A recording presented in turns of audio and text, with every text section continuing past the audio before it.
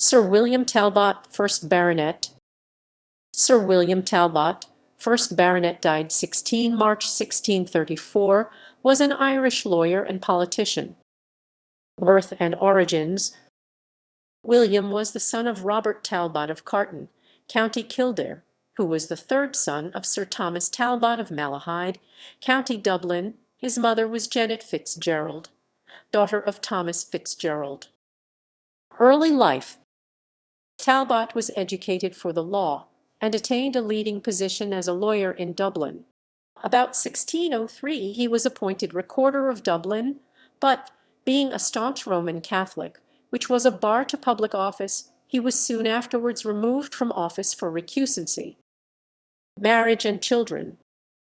William Talbot married Alison, daughter of John Netterville of Castleton, County Meath.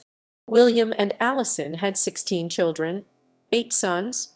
Robert c. 1610 c. 1670. His successors. See his successors. His successors. His successors.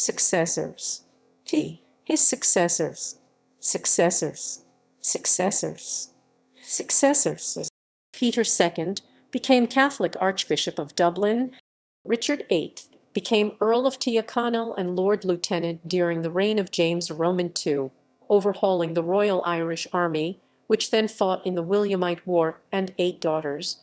Margaret died 1662, married the landowner Sir Henry Talbot of Templeogue.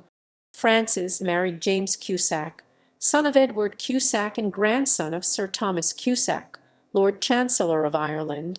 Leaner married Sir Henry O'Neill, 1st Baronet of Killalogue, and was the mother of Sir Neil O'Neill and of Rose O'Neill, foster daughter and heir-at-law of Rose MacDonnell, Marchioness of Antrim.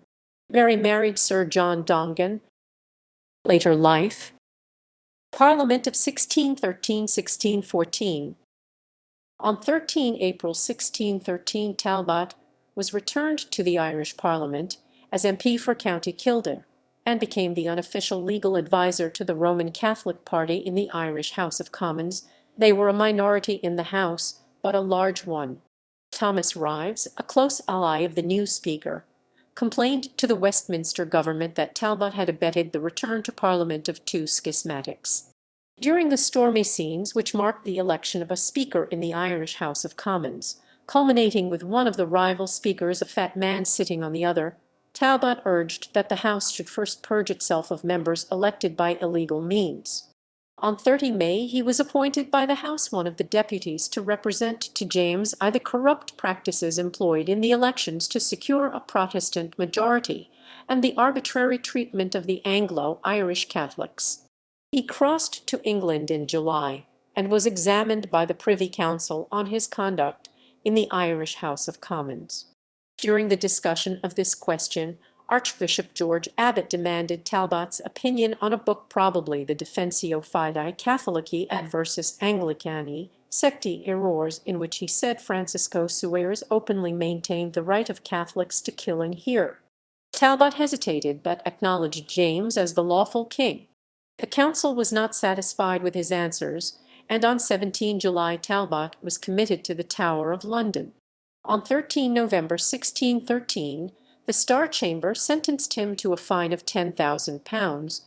Early in the following year, however, Talbot was allowed to return to Ireland, and the fine was probably remitted. The king, on releasing him, disclaimed any intention of forcing the Irish Catholics to change their religion. From this time, Talbot became a supporter of the government, but took little part in politics. Baronet. On 4 February 1623 Talbot was created a baronet and thus became Sir William. Subsequently he received various grants of land. The Graces.